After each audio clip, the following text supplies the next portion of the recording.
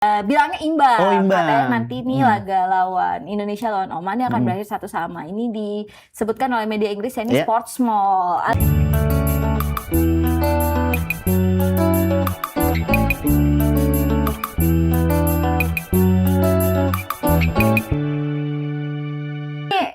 Jelang timnas Indonesia emang lagi rame banget ya Mas Rifan. Dan salah satu kabar menariknya yang kan persiapan terus digedor ya Mas Rifan ya, jelang lawan timnas Indonesia ini. Kalau menurut lo sendiri Oman bakal menang atau nggak nanti malam? Dalam sejarahnya kan kita udah lama ya nggak pernah menang lawan Oman. Jadi peluang untuk Oman menang besar, tapi balik lagi skuad sekarang pasti berbeda dengan puluhan tahun yang lalu yang kita terakhir kali lawan Oman.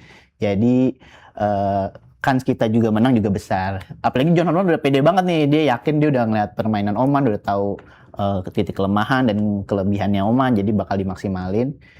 Persiapan timnas juga udah dari bulan Mei, jadi timnas bisa yakin menang. Nah gitu. Kalau lu yakin menang, ada nih media Inggris yang malah prediksinya Indonesia kayak bakal gagal menang lawan Oman nanti malam. Kenapa dia bilangnya kita bisa kalah? Nah, kalah apa menang? Bilangnya imbang. Oh, imbang. Katanya nanti nih laga lawan Indonesia lawan Oman ini akan berakhir 1-1. Ini disebutkan oleh media Inggris ya, ini Sportsmall. Alasannya karena Oman katanya ada pelatih baru ya. Oh iya, Sekti ya, dia baru banget dipilih. Jadi laga nanti sih emang bakal jadi laga debutnya. Tapi Sekti ini terbilang pelatih hebat karena dia di Maroko tuh ngebawa Maroko juara Piala Arab, Piala Africa Nation Cup. Jadi ya dibilang pelatih baru Oman, tapi secara kualitas sih si Sekti ini sangat bagus gitu, Mbak Janti. Mungkin ini yang bikin Sportsmall akhirnya bikin prediksinya kayaknya kayaknya imbang nih. Kalau Sekti udah lama mungkin mereka dukung Oman malah. Alasannya makin kuat ya.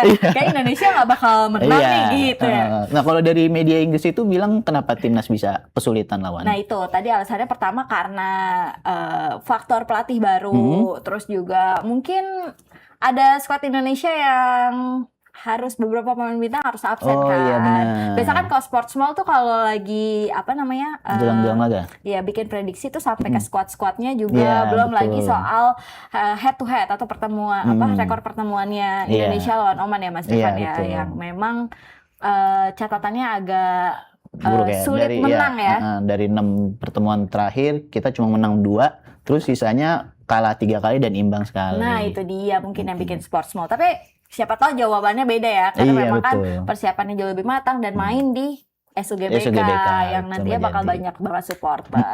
Nah ini kalau dari Sportsmall-nya nggak yakin, ini ada kata-kata meyakinkan banget dari John Herman dan juga Kevin Dix. Jelang laga timnas Indonesia lawan Oman, ini dia bilang yakin banget bisa menang katanya gitu Mas Rifan. Iya, jadi pelatih sama pemain aja udah yakin ya. Netizen juga harus yakin. Tapi dengar-dengar tiket masih agak sepi nih katanya. Oh iya. Jadi masih bisa beli tiket. Tapi padahal juga si Kevin Dix juga bilang kan kalau salah satu faktor yang bikin dia yakin timnas Indonesia bisa menang lawan Oman nanti malam itu adalah dukungan supporter.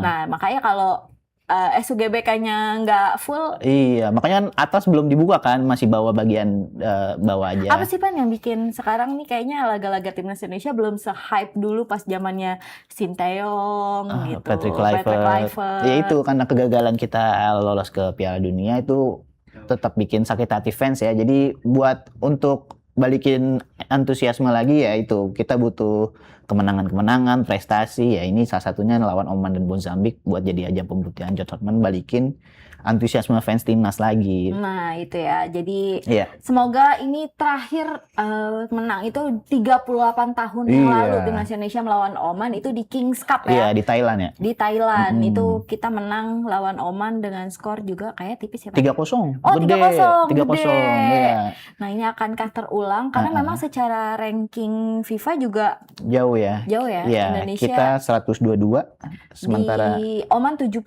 kalau nggak salah, di atas 100 lah. Dan ini yang jadi gap kalau nunjukin Oman ini punya squad yang emang oke banget. Oke banget betul. Itu dia. Tapi ya itu kita aja Arab kita bisa kalahkan, Betul. Bahrain bisa kita kalahkan, ya ini Oman selanjutnya. Betul, apalagi beberapa pemain kunci yang bisa bawa Indonesia menang waktu lawan tim-tim iya kayak Arab Saudi ya. Betul, bakal main lagi nih. Iya, Ada Marcelino, ada Kevin Dix ya. Nanti kita tinggal nantikan aja laga timnas Indonesia melawan Oman nanti malam. Iya, betul. Nah, ini selain ngomongin soal persiapan lawan Oman, John Hertman juga ngomongin soal kans ke Piala Dunia 2030 nih, Van.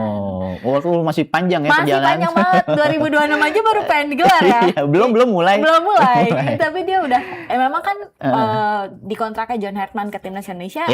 Tujuannya buat lolosin ke Piala Dunia. Walaupun sampai 2028 ya kontrak si John Hertman-nya. Betul. Dan itu 2028 berarti ke kualifikasi ya. Iya, betul. Nah, ini meskipun masih jauh, tapi dia katanya optimis banget karena ada satu faktor, Pan. Apa tuh Mbak Jati? Kekeluargaan. Waduh. Bukan cuma di tim, bukan cuma di squad, tapi juga katanya kekeluargaannya sampai ke penonton katanya. Betul. Kedekatan dan saling keakraban pemain itu penting ya. Betul. Supporter ini ya, dan dia merasakan memang kalau ada perbedaan antara timnas Indonesia dan tim-timnas lainnya ketika sama supporter. Emang keren-keren banget ya. Dulu tuh kalau timnas Indonesia main pasti supporternya ini banget. Apalagi setiap laga kita selalu kelilingin lapangan, pemain-pemain nyanyi lagu beberapa gitu. Betul. Dan nanti malam kita akan ada lagi yang mau gitu betul. Ya. Tadi udah bahas soal timnas Indonesia, soal jelang Piala optimismenya John Hertman ke Piala Dunia 2026. Nah, ini ngomongin Piala Dunia juga ternyata ada kabar baik dari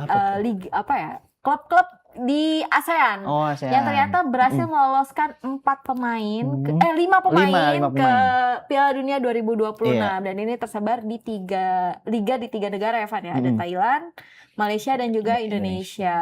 Dari Malaysia sendiri katanya paling banyak, Van.